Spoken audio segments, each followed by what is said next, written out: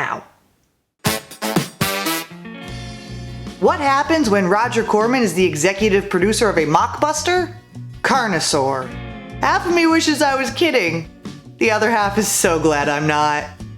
1993's Carnosaur stars Diane Ladd, yeah, that one, Ned Bellamy, Clint Howard, and plenty of others that you may or may not care about. It was purposely released in 1993 to coincide with the release of a much more successful dinosaur disaster film, Jurassic Park, which starred Laura Dern, Diane Ladd's daughter. So Diane appeared in the offspring of her offspring's film, or wait, would that be the clone of her film? Either way, weird. And it's probably just gonna get weirder from here, so let's get right into it. Chickens, lots of bloody chickens with night vision goggles. And a nice follow-through. Never seen such nervous chickens. They're probably nervous because they just figured out they're in a Roger Corman movie. Security gets the message to not allow any more trucks in or out. Maybe because a mutant chicken took a swing at a guy. I don't know, they might care about that kind of thing. Hey, Merle, Ew. The driver convinces the guard to let him out anyway, which he is able to do a bit too easily. My guess is we probably wouldn't have a plot otherwise, so whatever. These chickens really don't want to be in this movie and are getting even more riled up, so the truck pulls over. Infected cells per million, 35%? That doesn't make sense! Infected cells per million would be an actual number. 35% of a million is a lot. If I could do math, I wouldn't be dumpster diving for films. What I can tell you is that it should say either percentage of cells infected 35% or infected number of cells per million, insert big number here. You can't even quantify data correctly. No wonder you made a mutant chicken. Yuck. Another bad stat later, this guy is watching a movie that I bet is somewhere back in that dumpster where I found this one. Meanwhile, a drunk guy tries shooting at whatever is making the noise that's bothering him, so he's going to combat the noise by making a louder noise. Fight fire with fire, I guess. He finds a woman prowling around and the cops don't care because they found the dead driver. Bobcat. Yeah, bobcat. I think they're extinct. Not in the least, but whatever. Dr. Jane Tiptree here is talking to someone about trying to find the escaped mutant chicken. But what do I tell the men that are searching for it? They'll know it when they see it. It's a big mean chicken wearing night vision goggles. It's gonna be pretty hard to miss. More bad stats, and we are on an environmental commune site with the sheriff and the drunk guy from before. Despite the fact that the guy recognizes the woman he caught prowling on his property the night before, he tells the sheriff that he doesn't see her among the group because reasons. I could give a chicken's lips for your excuses. Just find it. That mother clucker owes me $10. The prowler woman finds the drunk guy and thanks him for not turning her in. It turns out she is an environmentalist named Thrush. She is trying to protect the land from being destroyed by whatever this corporation is doing all the excavating and construction, because apparently this land used to be a dinosaur migration route. I think my brain just imploded. This guy's name is Doc, and he is the security guard for the property, so it's an opposites attract love story all of a sudden. Meanwhile, the mutant chicken attacks these three teenagers and delivers his war cry into the sunset.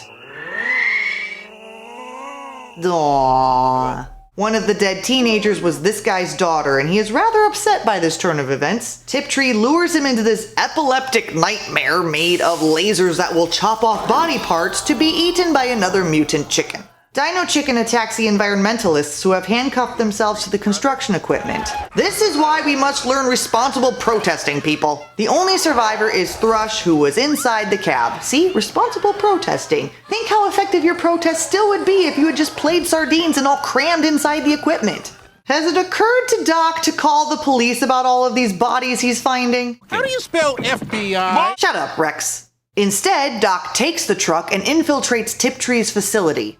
According to the sheriff, I've already got a half-dozen murders on my head. Wait, the sheriff thinks Doc killed all of those people? Wow, good job making that clear, Corman. Tiptree tells Doc that she designed the fever. Apparently, a lot of women around town have this fever, including the sheriff's wife. On a totally unrelated note, the eggs the sheriff is trying to prepare for breakfast are filled with some green goo, and one even has a baby dinosaur in it. What in creation are you? Yeah, because that's how normal people react to such things. Clint Howard dies, and Doc tries to get a coherent answer from Tiptree as to what is going on, and of course she doesn't give it to him. That is until her assistant gets sick. Apparently the fever is pregnancy, and the assistant gives birth to something before she dies. Tiptree tells Doc that she is trying to kill off the human race and bring back the dinosaurs.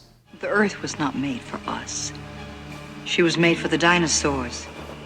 Human beings are ants crawling through their living rooms. Well, clearly not, because they couldn't hack it unless a human brought them back. Just imagine an ugly, cancerous, gray planet littered with the dying remnants of biological life as we know it. I'm suddenly having a hard time arguing with this. Oh no, don't eat the puppy. The puppy's not polluting the earth. So the audio is not great here, but I think the dinos that humans give birth to are supposed to have human intelligence, but the dinosaurs' magnificence. It's general magnificence, whatever that actually is. So the potential lack of fitness to survive once again, but now with the awareness of a human to know that it's not fit. That's good.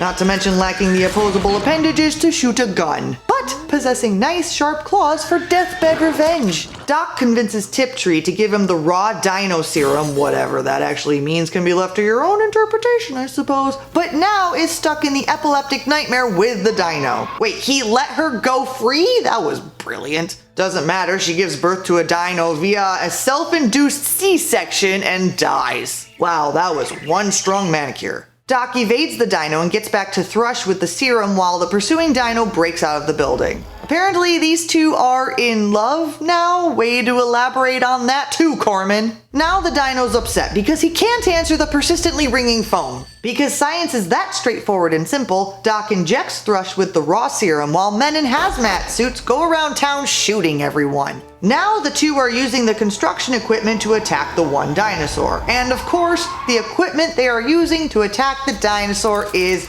Bobcat. Oh dear God. I should not be at all amused by this pun, but I am. I totally am.